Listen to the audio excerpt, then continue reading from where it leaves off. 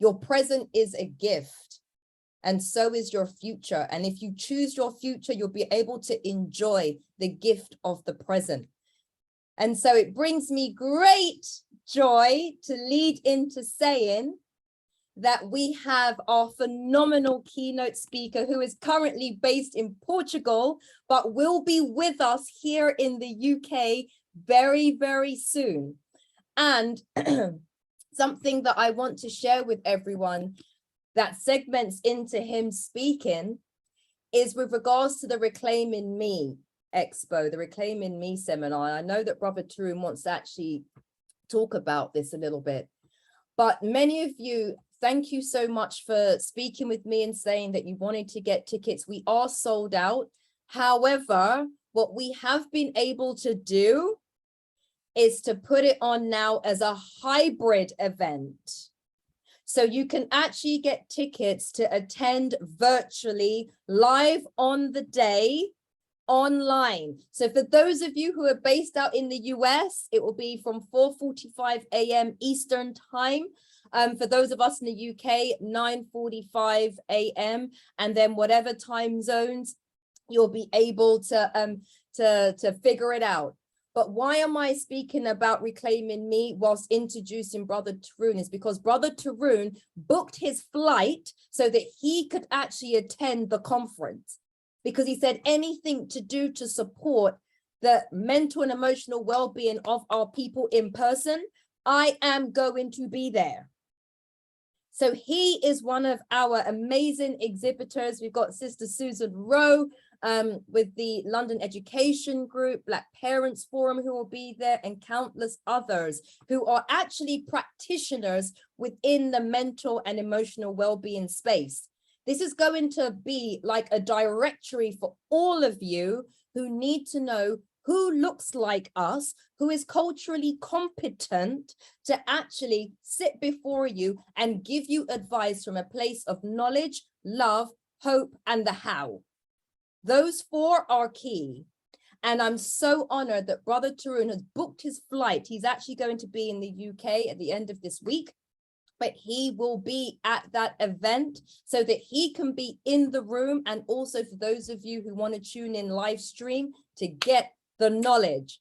So ladies and gentlemen, brothers and sisters, whilst he hails at the moment from Portugal, he's actually from the UK like us. And just to give him a little bit of an introduction, not only does he marry what we know internally, but also from a taught space. He studied at London Regent's College of Psychotherapy as well as psychology. He is qualified and certified in NLP, neuro-linguistic programming. He is a psychotherapist as well as a hypnotherapist and a counselor. He runs amazing wellness retreats out in Portugal, of which we will have some information about that later on.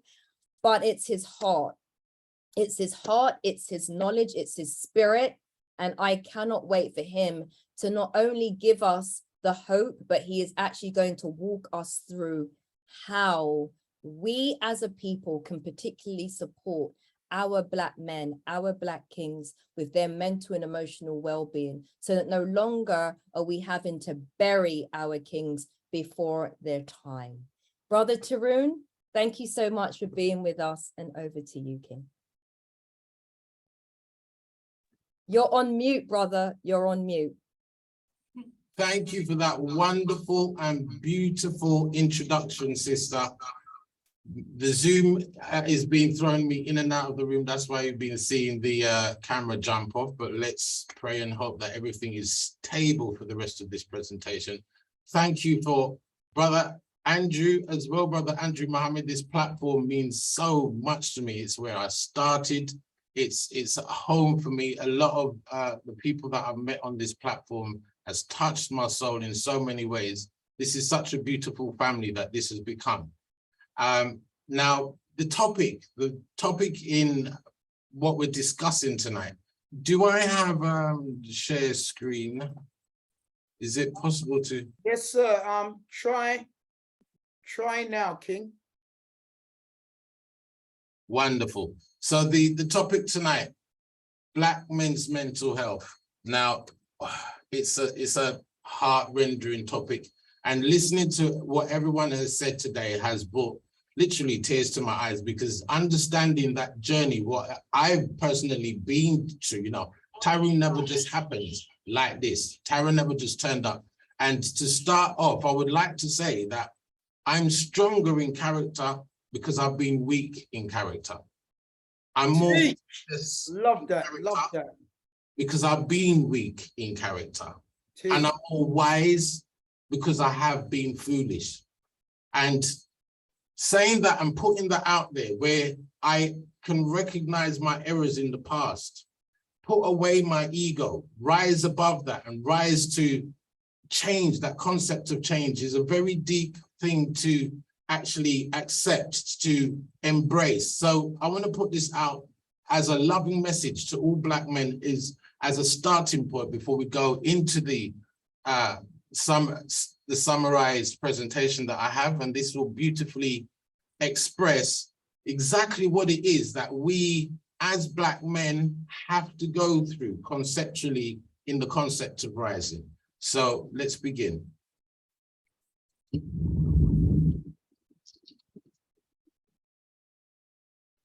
Rise, beautiful Black man. Rise above the dreadful circumstances that society has thrust upon you. Rise above the intolerance of others who are intimidated by your determination. Rise above the institutionalized racism that makes you feel that you are less than you are. Rise above the discrimination that continuously attempts to hold you back. Rise above the narrow-minded mentalities that tell you that you will never succeed. Rise above the injustice that relentlessly targets you as if you are a danger to society. Rise above the indoctrination of the authorities that incessantly try to imprison you. Rise above the disparaging stares that detest the culture that you so magnificently exemplify. Rise above the violence that has been perpetrated against you and your ancestors. Rise above the adversities that will challenge your values, your faith, and your beliefs. Rise, beautiful Black man. Rise above the destructive word self-esteem. Rise above the foolishness of those who are threatened by your intelligence. Rise above the mistreatment and abuse from others that struggle with their own powerlessness. Rise above the unfounded fears of people who repeatedly attempt to demoralize you. Rise above the negative stereotypes that consistently try to demonize and criminalize you. Rise above the prejudices of people that never see past your skin color. Rise above the exploitation and manipulation that desires to seize the essence of your being. Rise above the ignorance of those that loathe the very air that you breathe. Rise above the hatred that shamelessly attempts to eradicate you from humanity. Rise above the heartache and tears that have exhausted your mind, body, and soul. Rise, beautiful Black man. Rise and let the world see your power, your strength, and your courage. Rise and embrace the swagger and charisma that has been so graciously bestowed upon you.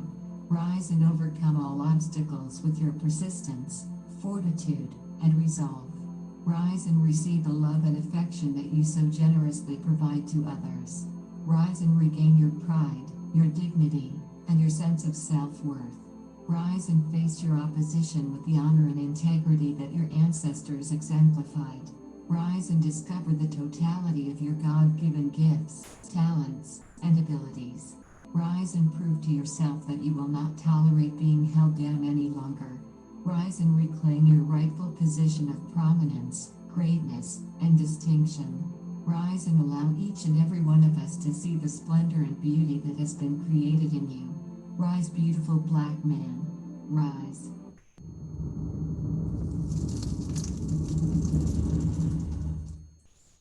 And that's where and how we're going to begin, just to get the overtone and understanding of what it is that we have to go through in the concept of rising. So what does that journey actually look like? What does that actually entail? And again, what are we rising from? Where are we rising to? And a loss of that knowledge, not understanding what that path entails, could have us just running around in circles. We don't really understand the truth of what it is we are. And I've heard some beautiful testimonies today in which refers to what you truly are in terms of spirit. And the more that we can anchor onto this ideology and bloom and groom this concept, then we can overcome the angst of what is labeled as mental health crises. It's an attack primarily on consciousness as the seed principle. So let's look at this in deep format.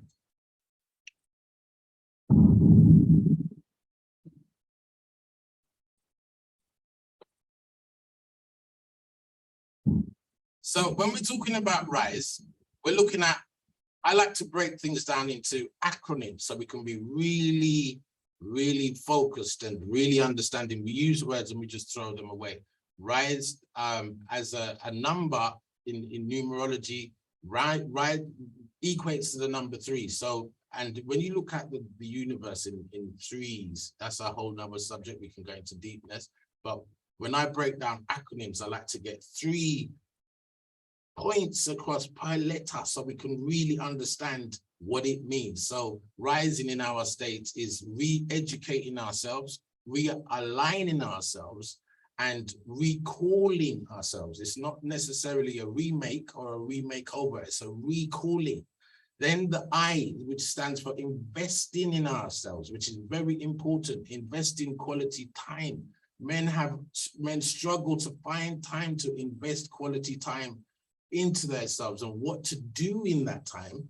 There's an important process of installing and then implementing, so you act upon what is installed, so you become wise upon the knowledge that you gain. And then there's a level of steadfastness that needs to be held in the process.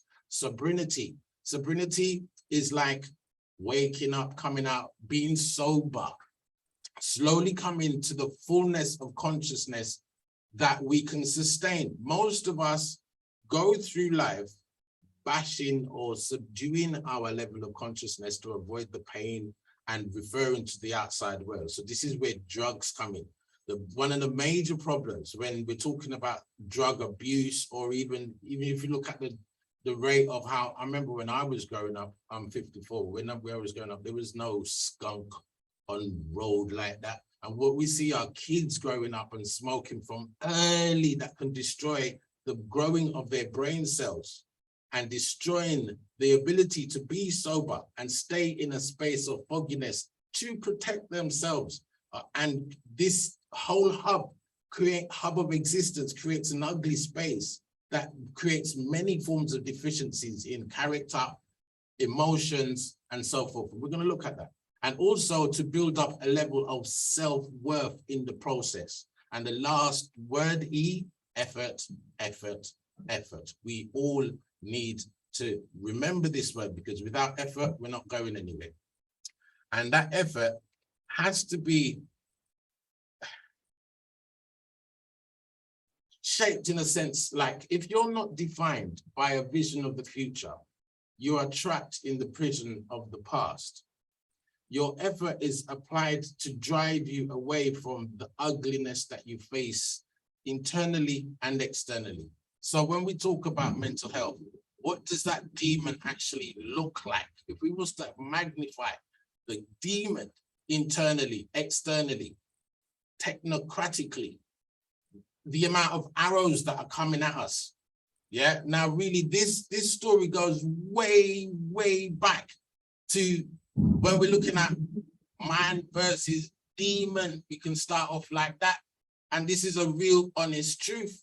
You know, they mock these concepts in TV and films and all of these things. So we lose the understanding of the angelic being that we are. And the more that they can strip us of our identity in that space, the more that we fall prey to the idea of mental health issues.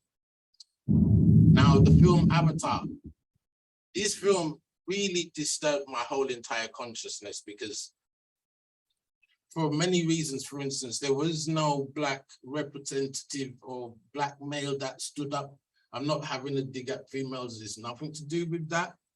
But the misrepresentation of the word avatar. Now, I took lengths and breadths to go and study Sanskrit, Vedantics. You know, there was words that keep springing up in the general public, which in tracing its etymological meaning and so forth, I realized they were used to bash down the idea of divinity and understanding the word divinity. So the word avatar in Sanskrit is only applied to one being, which is Krishna. And Krishna represents the black one, the full nine ether being black one, who represents idealistically the full potential of the black man. And taking myself to the extremes to understand what the philosophy has been taught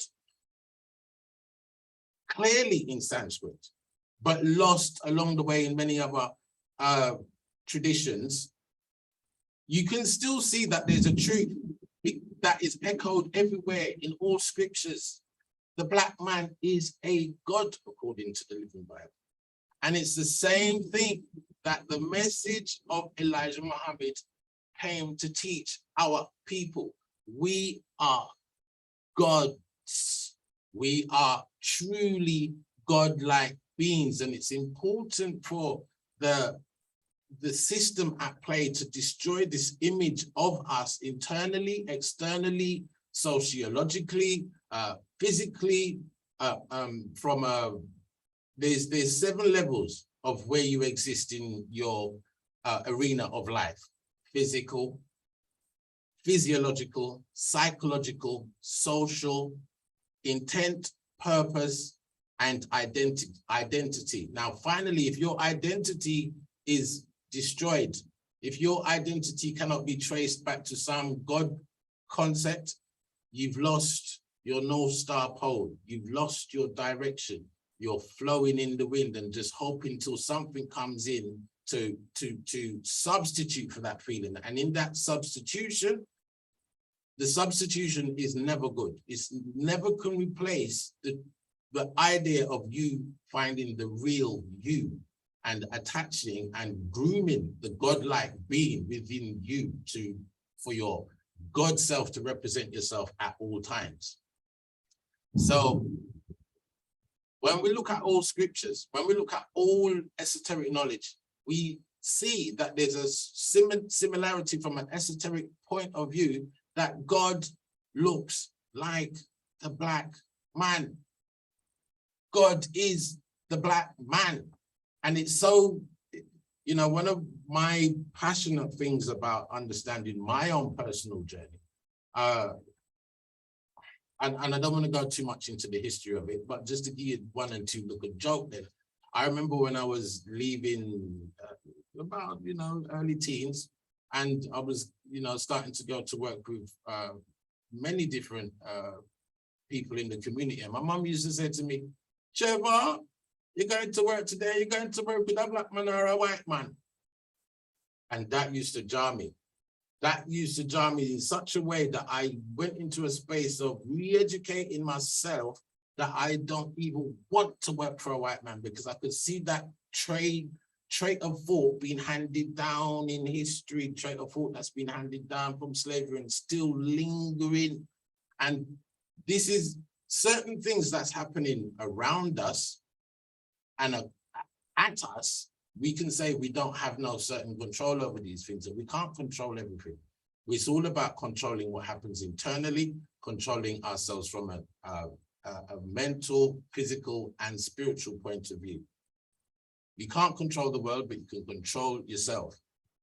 And what is it that we have to centralize ourselves in understanding where our control point is? It's understanding the definition of the black man looks like this: one of God's most phenomenal creations, strong, powerful, and resilient, yet gentle, loving, and kind. This is our nature. This is the characteristic of the black Krishna black one, the godlike being within the God, this is the all-loving, the unconditional. So full of potential, he evokes fear in those who are inferior. Synonymous to king. This is the title that they don't want us to even feel like, because we're in that space, we're in a space of serenity. And when we can learn to emulate this space within our space, to create serenity, to respect silence within, and to destroy the noise pollution of what comes externally to tie us up in a barrier of thoughts, it's understanding. We have to start from the God within principle. And let's just track back now and just lay some foundations to understand where we can localize the thread of what's happening internally and break that whip, break that chain of thoughts, break that habit. So I'm not even going to stick too long. I know you've all probably heard of Willie Lynch, but it's important to just lay a couple of foundations down so we can go into a psychological and a spiritual understanding of what's actually going on. So I'm not going to read the whole letter, but I'm going to just read and highlight certain things. In this letter, what was pointed out on the top of the list is age, but it is there only because it starts with an A.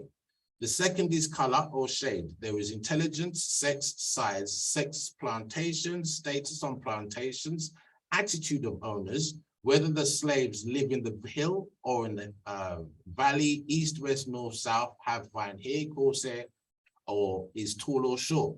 Now that you have a list of differences, I shall give you an outline of action. But before that, I shall assure you that distrust is stronger than trust, and envy is stronger than adulation, respect, or admiration. Now, these things are almost like we know these things happen, perpetuate really bad. You know, we've got a problem with envy we've got a problem with pet peeving. We've got a problem with niggling, judgment, throwing judgment, using ugly emotions to get through life. And we've deterred and run away from what the true nature of is. It's all been programmed. Take the meanest and most restless, strip him of his clothes in front of the remaining male, the female, the infant, tar and feather him. Tie each leg to a different horse in opposite directions. Set him fire and beat both horses to pull him apart in front of the remaining. The next step is to take a bullwhip and beat the remaining male to the point of death in front of the female and infant. Don't kill him, but put the fear of God in him, for he can be useful for future breeding. This is what was subjugated to the black man in front of the black woman. I don't know if you've all read the letter. Sometimes I ask people, some say, yeah, I've read it. It's interesting to understand what was the traps that were used to set up the psychology that is prevalent amongst us that we internally can break, the things that we call internal racism. That, you know, these are last end labels. And we're going to break it all down and find out what is the seed of all of this and what it is where we can water and change the whole direction of this. So understanding is the best thing. Therefore, we shall go deeper into this area of the subject matter concerning that we have produced here in this breaking process of the female. We have reversed relationships. In her natural state, she would have a strong dependency on the black male, and she would have a limited protective tendency towards her independent male offspring and would raise the female offspring to be dependent like her. Nature had provided time for this balance. We reversed nature by burning and pulling one black man apart and bullwhipping the other to the point of death, all in her presence. Now, they've used this technique by putting fear in the female to lose respect of and trust in the black man. And as you can see in that little clip there, you must never behave as you. This was again another premonition, a preempted strike to make sure this seed was planted in the female mind. But also we have to look at the thing that's happening on the opposite side, because now the black man is feeling that he doesn't belong to anybody. You don't see this in any other race in the world. The black man feels like he belongs, or the Indian man feels like he belongs with the Indian woman. And it's not even to say that racism doesn't even exist in other countries, because you can see that there's still tribal togetherness in certain countries. Like, they won't mix tribes. Okay, so it's not even that's the issue. The issue is that the black man and the black woman is looking in the opposite directions. They're not looking at each other. This one doesn't belong to this one, and this one doesn't belong to this one. So who do I belong to? Big problem. Let's go down the ladder and have a look at this. Take the meanest. Okay, we've looked at this one. Okay. By her being left alone, unprotected, with the male image destroyed, the ordeal caused her to move from her psychological dependent state to a frozen independent state. In this frozen psychological state of independence, she will raise her male and female offsprings in reverse roles. For fear of the young man's life, she will psychologically train him to be mentally weak and dependent on, but physically strong. Because she has become psychologically independent, she will train her female offsprings to be psychologically independent. And what have we got in total? You've got the woman out front and the man behind and scared. This is the perfect situation for sound sleep and economics. What does that look like in our today's society? When really we need to be looking the other way. There's a great book that's called Effeminization of the African Male. I wanted to go into that, but I don't want to take up too much time. So I want to keep it on a thread so we can look at the seed principles, bringing it back to what it is that we're supposed to represent. What does male represent? Because one of the things that have been thrown out as a throwaway word, an attack on male, is masculine toxicity. And this is being used in an abusive way for men to be shy to be men. And we've got to break that stigma. We've got to break that stigma. One time, you know, even when I'm around a few women and, you know, I said, allow men to be men. It's like, oh, okay then. Ooh. No, it's a thing that we have to really look at from a sensitive point of view, because men, it's not just about being strong and upfront. There's love in males as well, but there's a certain way to nurture that. Let me roll deep. So the other aspect of it, which is another thing that's looming over our heads as the black population, and taking out the black male, the black seed, is the shocking truth about the global depopulation agenda, which in truth is called the depopulation imperative. They are stuck hard on their guns in completing their mission. We have a real war on. So what we have to remember is that just because we've been hurt in the past, it doesn't mean that we are broken. We can rise, and listening to the testimonies and what people have said tonight is a beautiful indication into that. And let's look at exactly what it is that we are out to amend in real finite detail. So, understanding what mental health is. Mental health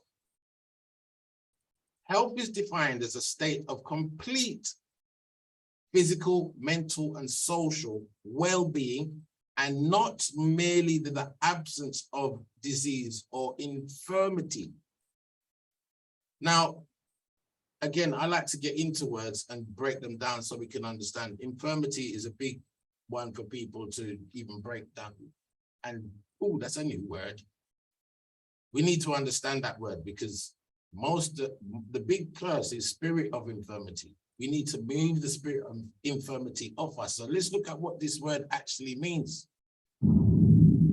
Definition of infirmity: lack of strength and vitality, character flaw, a weakness or failing in somebody's character, minor illness, any medical condition that causes a lack of strength or vitality, all can be termed under infirmity.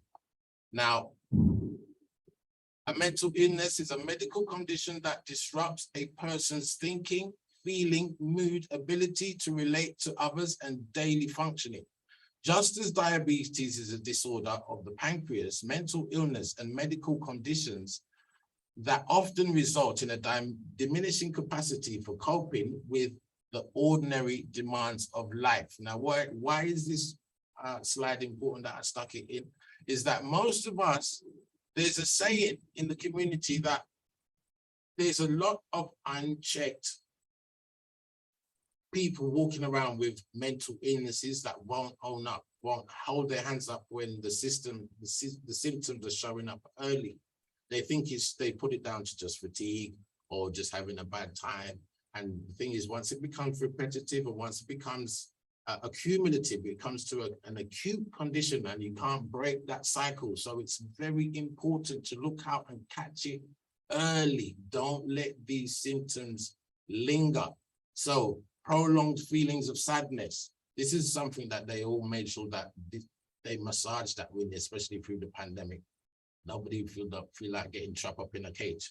So confused thinking or reduced ability to concentrate, excessive fears or worries. Most people during the pandemic lost the concept of span of life.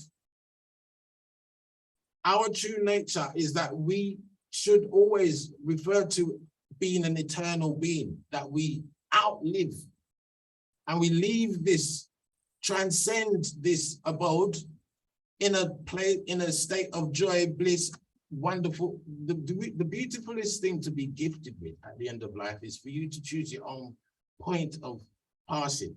And this, we've seen this exemplified in our elders of time of old, where, you know, they reach to a ripe old age and them said, you know, something, we have a nice young life, I mean, you know, at ease with it. I mean, we're ready to give up the ups and downs. I'm just go lie down and rest and pass peacefully, pass in a state of love, pass without fears and worries, pass without noise pollution. So there's a way to live to make sure this is what's achieved. This is what life is about. Satchitananda, being in your state of bliss at all times, no matter what life is being thrown at you. Appreciating your existence, appreciating the fact that you are actually who you are. And that is enough to rejoice at any and every given moment. So let's have a look at these symptoms. Extreme mood changes of highs and lows, withdrawal from friends and activities.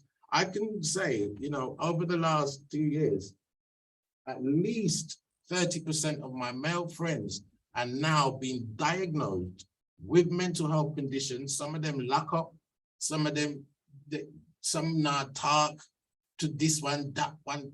It's gone seriously bad. Alienation, you know, when it's important to go out, check, make that phone call, link, you know, even if it was your enemy last week, make it your friend this week, make it an appointment to go and help and unify, help someone out of loneliness. Like, know that these things are triggers to people falling into a deeper pit.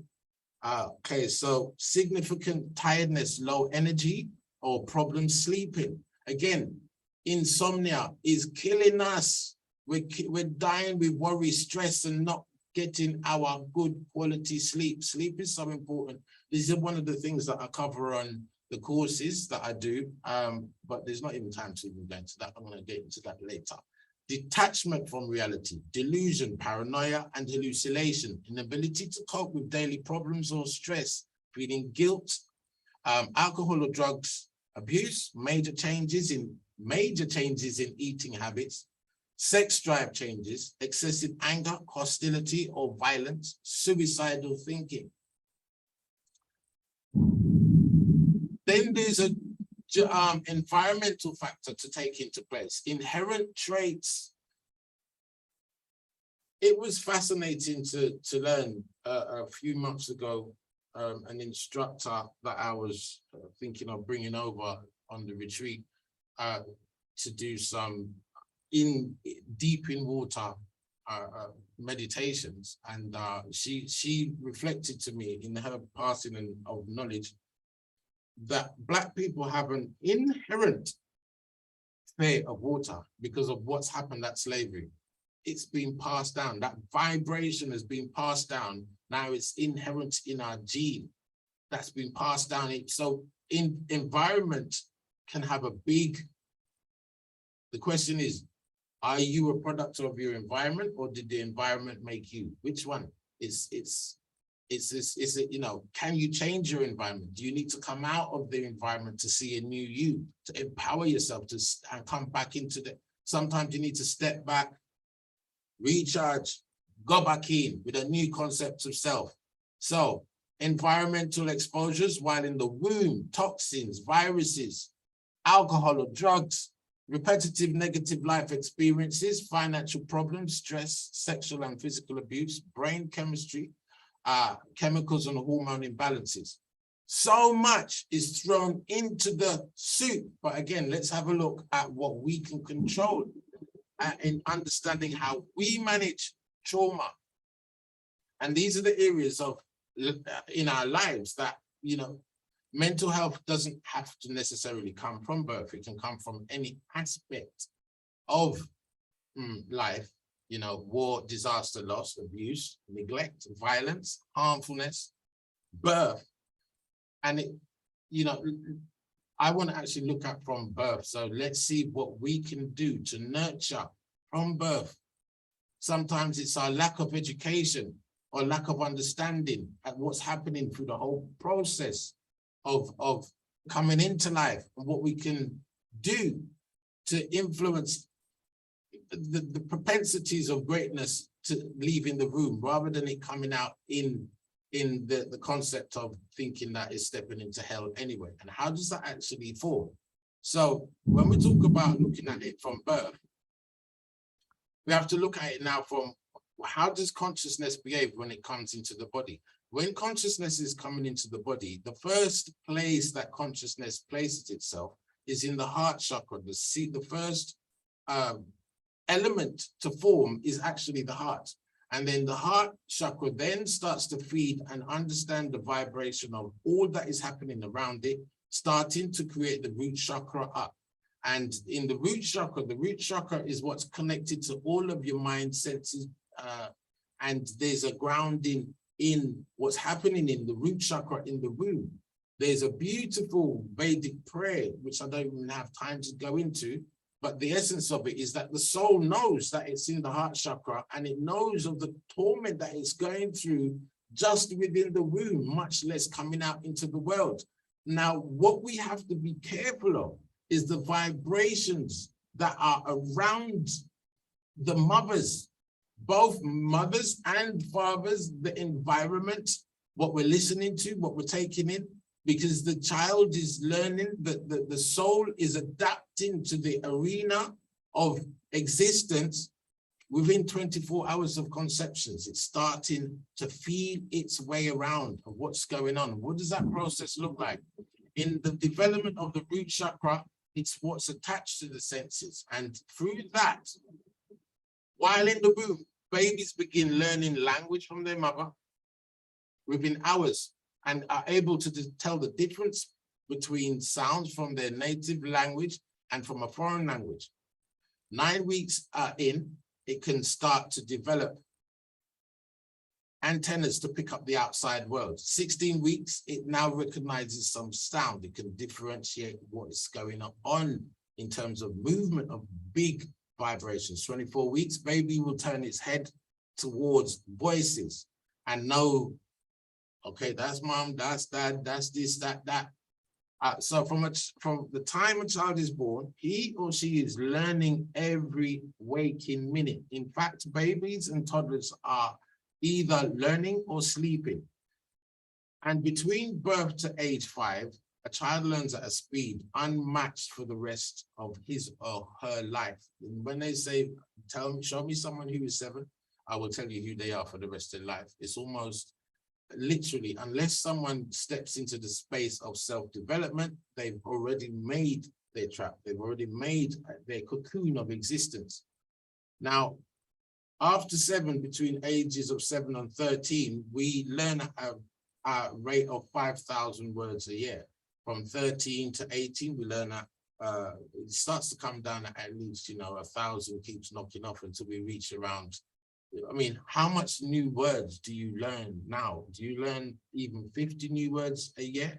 It's very important to keep this spark of the mind attracted to learning and re-educating, realigning.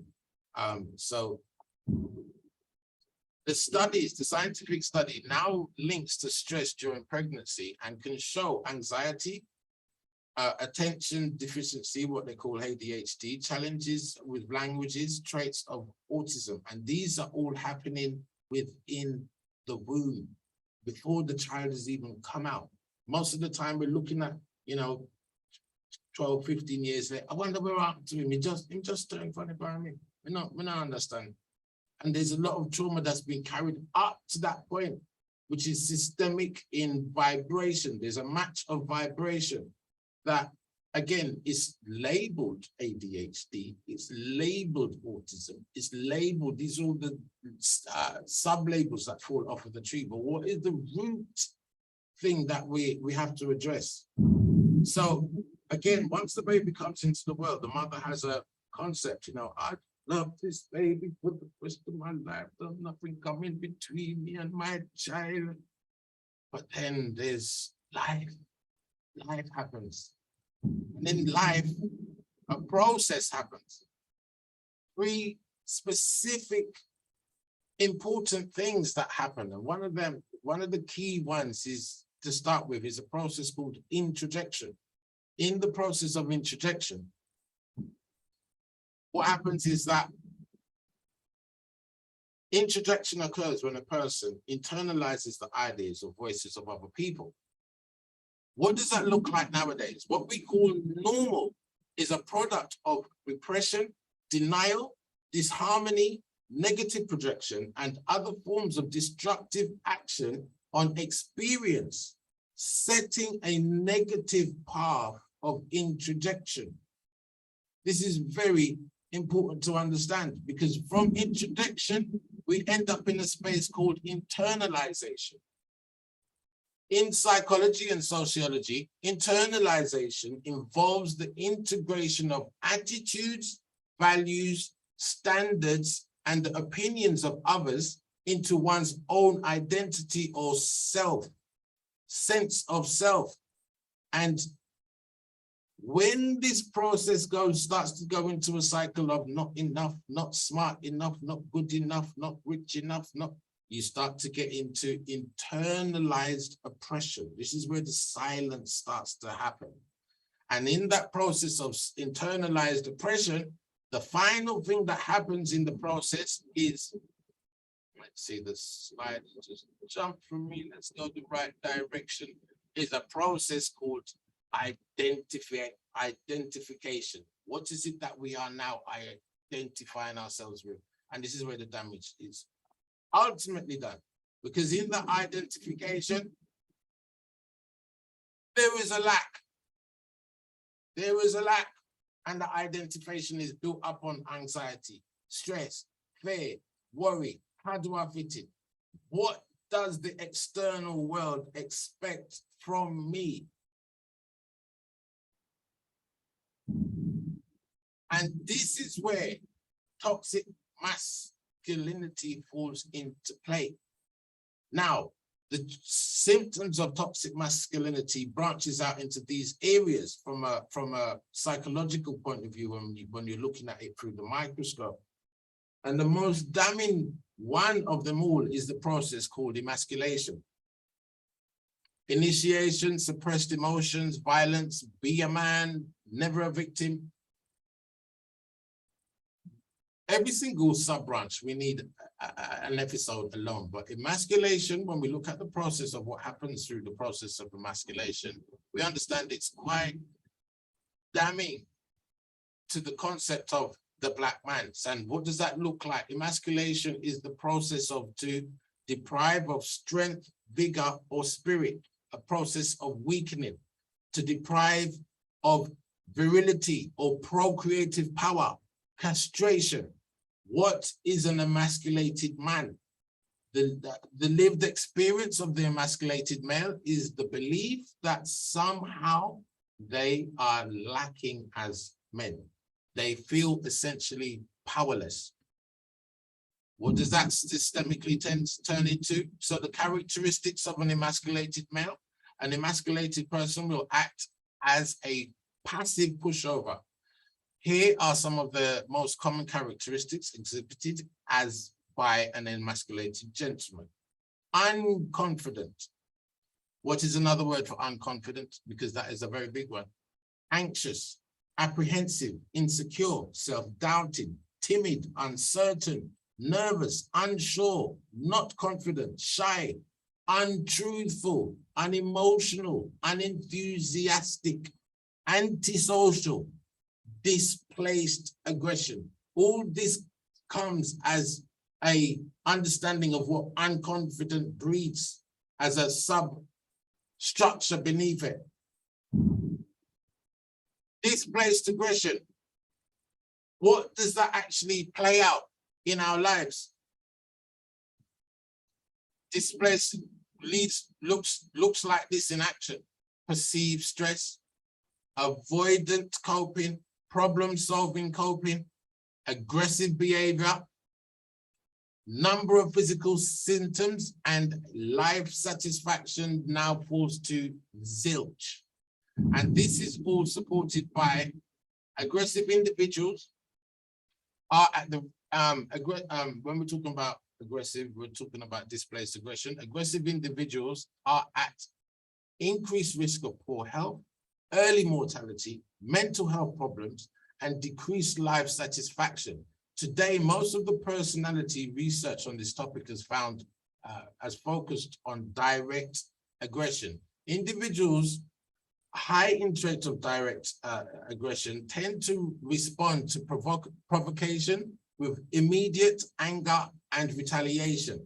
By contrast, those high in trait of displaced aggression tend to respond to provocations with initial restraint, yet eventually take out their anger on innocent individuals. Trait displaced aggression is a multifaceted personality dimension consisting of anger, rumination, revenge planning, and aggression against undeserving targets. And this is the core seed by underneath what they call multiple personality disorder. So this is the cycle. This is what's going on. Internalized shape, covert narcissism, displaced aggression, and rejection sensitivity. And at the pinnacle of it all, the image of the black man has been marginalized and emasculated to the point in which his impact is negligible at best. This has not been accomplished without his participation at a certain level, but the intent has been clear to completely immobilize his power, to move, lead, and protect his people. There are multitudinous machinations to play that serve to immobilize the innate strength of Black masculinity by presenting an emasculated image that is representative of a feminized state of being that will be tolerated by Black women, but not respected as far as true manhood is concerned. And why is that? One modality that has proven to be highly efficacious in presented an emasculated and feminized image of Black masculinity, manhood, has been Hollywood cinema renderings of its top Black actors in makeup and feminine attire. With the exception of a very few, all of Hollywood's leading Black men have been placed in drag or some form of feminized role. We have subsequently experienced a rise in feminized behavior amongst young African males and a total feminization of modern rap culture. The ability of the Black man to lead is heavily dependent upon the Black woman's trust in his ability to do so. The trust, unlike any other race, is basically hanging on a piece of thread, while Black women will befriend and confide in a feminized man, but they will not follow them as leaders. Now I'm sprinting pretty fast because I don't want time to run out of me. So while the term feminized may be highlighted here, the most emphatic idea surrounds the emasculation of the Black male image. Feminization of the Black male image is only one modality through which the Black male image is being emasculated and Black progress is being stalled. So it's more than emasculation. It's just one thing to look at. The Black collective will only get as high as our Black women will let us, and we will only go as far as our Black men will lead us. It will take both masculine energy from Black men and feminine energy from Black women to gain momentum and movement towards authentic empowerment and liberation from the internal suffering from both male and female and what they carry. This is a very important point. So with this in mind, it becomes evident that we must build a better Black man, a strong Black man. We must start with at the ground and work our way up. This calls for a proper racial socialization and preparation of young Black males between the ages of conception to 18 years of age to properly equip them with an identity that is godlike, that cannot be shaken by exogenous forces. For our Black men, young and old, who are currently alive, we must all unite in a program of reform and build a new program of introjection, internalization, and a new identity of godliness and worthiness backed by trust, honesty, forgiveness, and compassion. This is a crucial point for the progression of the Black race. If this is ignored, the Black race will literally perish. So this is how deep this thing is. So when we look at really what is killing the Black man, they say it's ADHD, they say it's all these things and all that. It's really what's known in medical terms as affection deficiency. We are not giving our Black men enough affection, and that affection is destroying them at an internal level and turning into self-love deficit disorder. And there's another one called self-love deceit disorder, when you think you're self-loving yourself, but you're not. You're heading towards danger. And these things are prompted and held up by what is known medically as affection deficiency. We have to learn to give more affection, not just listen, but let the affection be known, let the affection be felt, let the affection be the starting point of grooming. And I'm not talking about a sexual affection or this and that. I'm talking about even if when people come to my retreats, I put them through such a rigorous program of emptying, of getting rid of the clouds that doesn't allow them to see who they're looking at in a space of love. Let's get rid of all of that, stranger or not. We're going to refix your central point of starting. When we say namaste, when I say, I love the being within you, Because most of the times when we're talking and we're in conversation, we're not really portraying that. We're portraying egoism. We're portraying, we've got all of these walls up. When we portray affection, it's real. People can really sense it. When the brother was saying, you know, that when you say, how are you? When you say, there's a science that has already been proven that just by the touch alone, you can tell if someone is coming from a patronizing place or from a real place of concern, just from the touch before you even speak. So affection is an important place to start from when dealing with healing the Black man. It's an important place so he can really heal from a self-love deficit disorder. They will never put this out in public. They call it HDHD. They call it everything else. But the reason why they will not mention the love word, because this is the word that will get you back to life's optimum vibrating energy. This will get you back to your God self. Woo! Woo!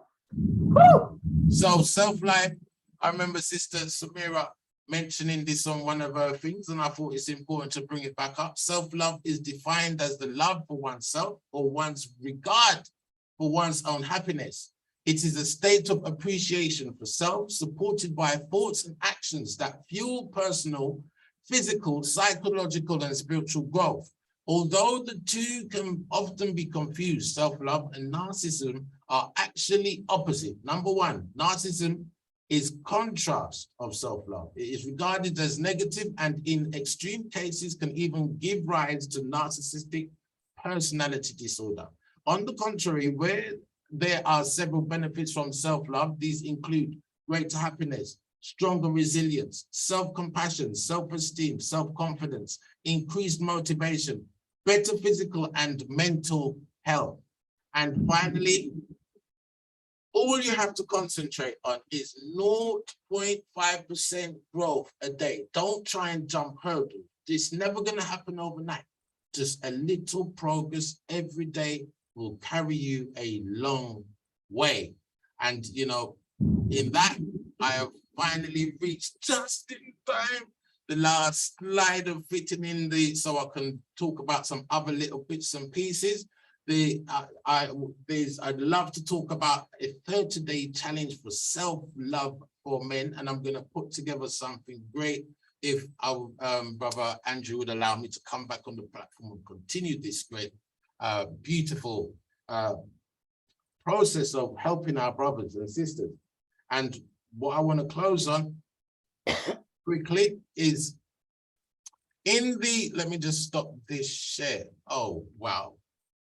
I've been so anxious about tonight. I'm so thrilled to share this with you. So, right, okay, so Transcending Matters is the website of where I am the CEO of Transcending Matters. We concentrate on helping, instilling, and providing self-development, spiritual understanding, and self-mastery courses throughout the world. It's all available online. We have a platform that you can learn and get. It's our online app that you can get into and find out a wealth of knowledge, Vedantic structure, and many insights to hints and tips that I've been talking about, covering everything from pranayama to understanding the chakras to understanding the self. We also have a Black History Month deal going on. Now, this is one of the items that I have put together. There's these beautiful shirt here. Now, imagine a Black man walking down the road and seeing a sister in that, just like saying, Black man, I love you. Now, I'm not telling you to buy the t-shirt, even though there's many ways to implement this idea of spreading, like getting to the mindset of putting the message out. The world that we live in, we're so heavily thinking of the eyes. The eyes take up 86% of what we take in on a visual board. So when a Black man sees the message from another Black sister, Black man, I love you, what that does to him from a personal point of view, from an uplifting point of view, from a connecting point of view, my son, my son, as an elder being 54 going on, my son who's coming up, one time me and him is talking and I said to him, son, so how are you getting on with your black sisters? Because I know that it's becoming even more of a thing within our younger generation. And he said to me, oh, I don't know, Dad, it's a bit of a problem. I saw a sister that, I smiled and said hello, and she turned around and she gave me such an ugly look that made my bones creak, and like I'm scared to talk to black girls just by how she looked at us. I looked at me and I know that look. I'm not even gonna play. I know that look. We have to know how to connect and put that message out of love consistently.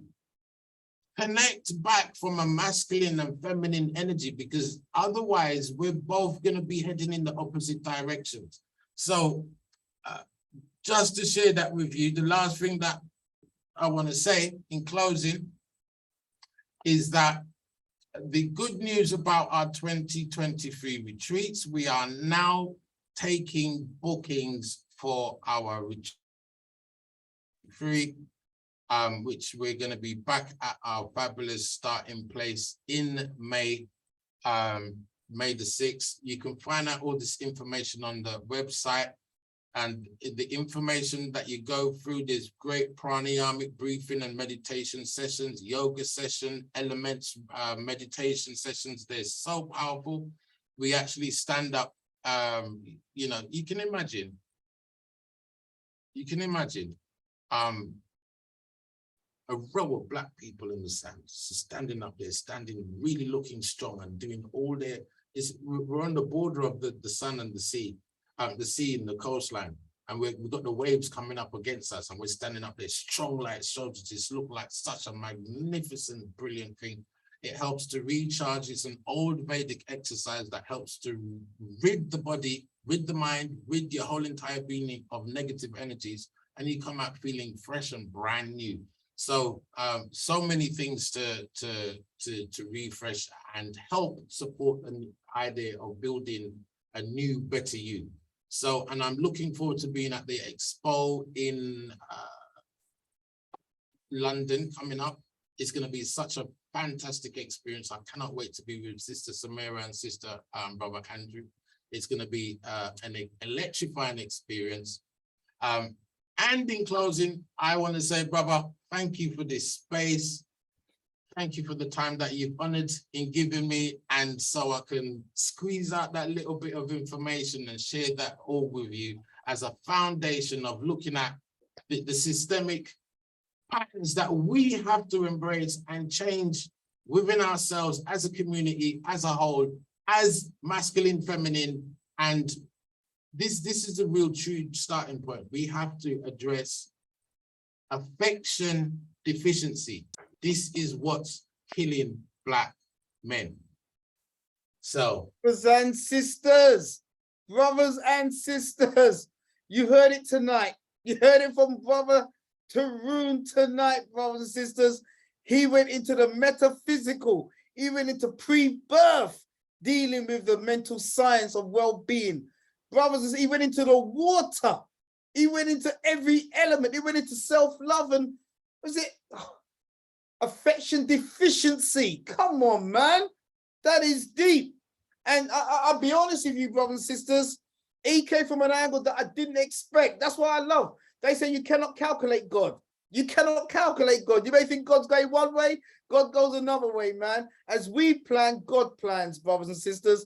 And Brother Tarun, I mean, oh, the ones have already started. The ones have already started, brother. Why? Brothers and sisters, if you're feeling Tarun, if you're feeling the mental health and the psychological, spiritual deficiency that he spoke about, drop some damn ones for us, man. You know the score, Hidden Truth family. You shouldn't even wait for me to say it, man, because you felt that. You felt that, brothers and sisters. Tarun, I think the brothers is already stating that you need to come back. You need to take this on to another level, brother. It was absolutely fire. You can now rest good You made your Hidden Truths keynote speaker debut and you slammed it. You slammed it, my brother. Justin. You got it on lockdown, King. And there were issues you went into that, you know, if we had time, I would like to explore, because absolutely, you know, I think some of the brothers and sisters said they heard you and they agreed with you about the affection deficiency. But if a black man's been trained from birth not to accept that affection, how do we go there? How do we can't go into it tonight. But these that's a beautiful question. I love that question. I'd like to take that question. We're gonna go there.